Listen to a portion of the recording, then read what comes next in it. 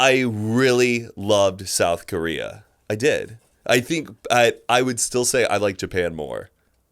Wow. Even though they are so equal and amazing and awesome and safe and clean and civilized, I did feel like I like Japan a little bit more. I would go back to Japan. Do you think you did South Korea correctly? Was there anything you wish you did? I wish I would have devoted a few more days to going to some other cities, going to see like Busan in some other areas of the country. We just did Seoul, and then we went out to go see the DMZ and look into North Korea. Whoa! What? Yeah. No, you didn't. Yeah. Matt from Pyongyang? I mean, I didn't go into Pyongyang, like into North Korea, but I got to look into it. And almost look into this fake village that they have set up. Was it eerie? Yeah, it was pretty eerie, I would say. It was pretty waves of anxiety, really nerve-wracking, getting to like the border point, having to go through all the checkpoints, seeing all of the military bases, being told that you can't take photos of certain things that we were passing. They let you keep your camera. They did let you keep your camera on you, for sure. But there were points where you weren't allowed to take photos? You weren't allowed to take photos of certain things, and there were certain things we would go into and we could not document. But you were allowed to walk through? But we were allowed to walk up to an observation deck that looked out into North Korea, and we could take photos of all of that. We could see North Korean citizens walking around through the viewfinders, and it felt like it was the Truman Show. Why? Because, we're being told that this city that we're looking into right by the DMZ is not a real city, and that we as in Americans, people like you're looking and you see these apartment buildings and office buildings, and you think, oh, those must be filled with people. Our tour guide is telling us they're not filled with people. And you would look through the viewfinders and you could see like 2 or 3 people walking down like a sidewalk. And then a guy would go by with a bicycle.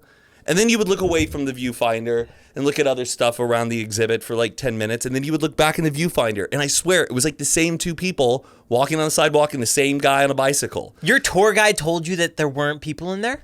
That a lot of those buildings that we were looking into were empty. And then we would see a truck go by, and she also said, that's funny because they're not allowed to have cars out there, so they must be doing construction on something over there. So, was your tour guide South Korean? Our tour guide was South Korean and fluent in English. And what's interesting, though, like you can go into North Korea. You can buy, I think it's like a couple $1,000s for like a week-long guided tour into it. But anybody who lives in South Korea cannot go into North Korea. But an American can. An American can. Yeah. Non-South Korean citizens can go into North Korea. Not freely, but under a guided tour. Yeah. And I was always kind of open to the idea of, oh, maybe one day I would actually go into North Korea if I was with the right people and I felt safe enough to do it. After seeing it, no. Did you interact with any North Koreans? No.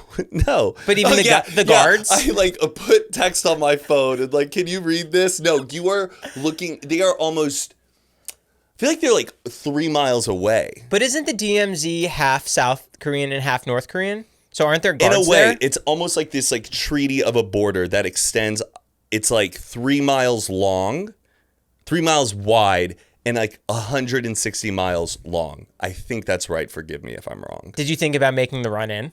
No. There is an area called the JSA, which is the Joint Security Area. And that's the one that's pretty iconic that you see in pictures where it's almost like ground level gravel on the ground, and you technically can walk into North Korea, but once you do it, they'll take you. And I think apparently 6 months ago, there was a soldier who wasn't a U.S. soldier who was visiting on the South Korean side, wasn't all right in the head, and he crossed it. Wait. And this North Korean soldiers had to take him. He got to American? An American soldier. Oh. Former U.S. American soldier. I don't know. I know recently there was a North Korean who escaped it. Yeah, I mean, there's tons of people who do escape every year. And what was wild is like also the amount of tunnels that South Korea has discovered that has been dug by North Koreans To escape? to invade into South Korea. And we got to enter the third tunnel, which was like, I swear, 4 feet tall. It went down 500 meters. We had to wear hard hats, and it was so cold, but it was really strenuous on your body, so you were really, really hot. And we had to walk all the way down it and all the way back. Do you have a lantern? No, it's lit. It almost feels like you're entering like a mine in a way. And that was pretty cool, but we couldn't take photos of that, but it was a fun experience to do. But learning about how many tunnels that they have discovered, like 10 years later, in the 80s, they discovered this tunnel. In the 70s, they discovered this one. In the 90s, they discovered this tunnel.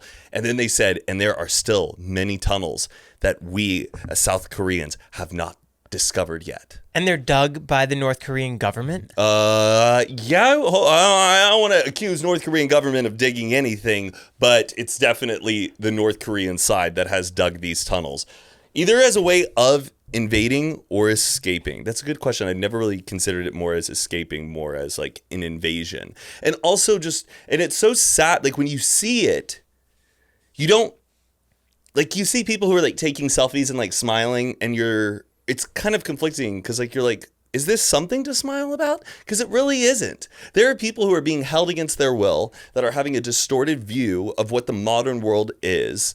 So like it's very eerie, and you kind of have to take it seriously.